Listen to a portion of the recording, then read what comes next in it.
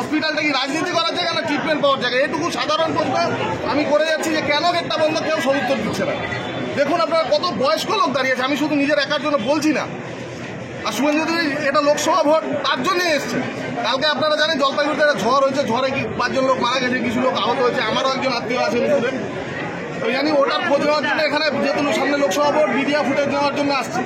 আর আমি যদি একটা প্রশ্ন তুলি যে যে মানুষগুলো ঘর ভাঙছে ঝড়ে, আজকে বছরের পর বছর ধরে আবাসের টাকাগুলো আটকে রাখছে, যদি আবাসের টাকাগুলো দিত, মানুষগুলো পাকা বাড়ি থাকতো, তাহলে ঝড়ে ঘরটা ভাঙতো না, তাহলে মানুষগুলো মরতো না, এত লোক আহত হতো না। তো সেই সময় শুভেন্দু অধিকারী, আমাদের এখানে যে উত্তরবঙ্গে 18 জন এমপি আছে বিজেপি, তাদের মনে পড়েনি মানুষের কথা? আজকে এখানে হসপিটালে এসে মানুষের সামনে মিডিয়া ক্যামেরার সামনে ছবি তুলে ফুটেজ নিচ্ছে, রাজনীতি করতে আসছে।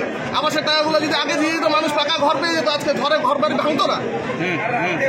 তারপরেও ঘন্টার পর ঘন্টা ধরে মানুষগুলোকে আটকে রেখেছে, গেট বন্ধ করে। কি কারণ বুঝতেই পারছি না। এরা মানুষের ভালো চায় না, নিজেদের রাজনীতি করার জন্য মানুষ মারতে চায়। রোদের মধ্যে লাইনে দাঁড়িয়ে আছে, আপনি দেখুন কত বয়স্ক লোক মহিলারা দাঁড়িয়ে আছে ঘন্টার পর ঘন্টা।